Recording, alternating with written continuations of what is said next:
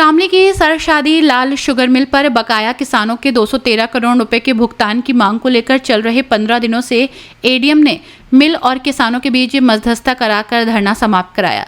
वर्ष 2023 का sugar mill Shamli का बकाया भुगतान था और पिछले वर्ष भी किसानों ने लगातार आंदोलन किया था। किसानों का भुगतान न दे पाने के कारण शामली सरशादी लाल शुगर मिल को अन्य कंपनी त्रिवेणी ग्रुप ने खरीद लिया है, जिसने वर्ष 2023-24 का पूरा भुगतान अगस्त माह में कर दिया, लेकिन 2022-23 का भुगतान बकाया रह गया। इसी भुगतान की मांग को लेकर शामली जनपद के किसान खाप चौधरी और भारतीय किसान यूनियन लगातार आंदोलन कर रही थी और 15 दिनों से शामली की गन्ना समिति पर धरना दे रही थी। एडीएम शामली संतोष सिंह ने शामली मिल और किसानों के बीच मध्यस्थता करते हुए 25 करोड़ रुपए की गन्ना किसानों के खाते में ट्रांसफर कराए। एडीएम शामली संतोष सिंह ने शामली मिल और किसानों के बीच मध्यस्थता कराई और 25 करोड़ रुपए गन्ना किसानों के खाते में ट्रांसफर कराए। बाकी बचे भुगतान को 15 अक्टूबर तक 4 किश्तों में कराए जाने पर सहमति जताई। शामली गन्ना समिति पर चल रहे धरने को समाप्त कर दिया गया है। एडीएम ने बताया कि सरकार किसानों के भुगतान को लेकर गंभीर है और 15 अक्टूबर तक समस्त बकाया भुगतान कर दिया जाएगा।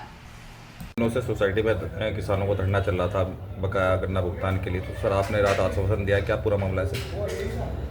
ये धरना जो है करीब 15 दिन से यहाँ के खाप चौधरी और किसान कर रहे थे सोसाइटी पर। इनकी मांग थी कि शामली शुगर मिल का जो पुराना बकाया भुगतान है उसके लिए।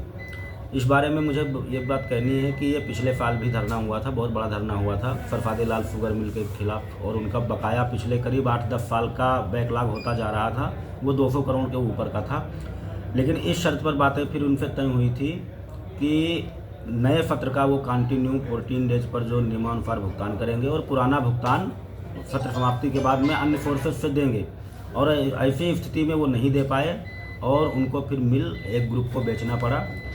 जब वो ग्रुप भी मिल खरीद लिया तो उसके बाद फिर ये किसान यूनियन का धरना इन लोगों का किसानों का शुरू हुआ कि हमको भुगतान दिलाया जाए।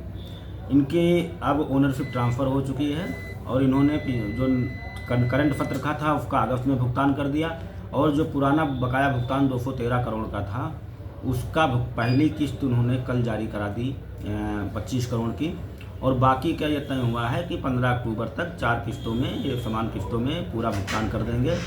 इस दिन उस पर धरना समाप्त हुआ।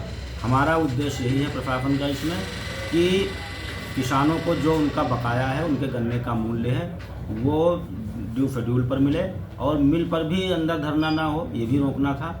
तो उस पर उनकी सहमति बन गई और मुझे ये उम्मीद है कि मिल बढ़िया चलेगी, किसानों के हित में चलेगी।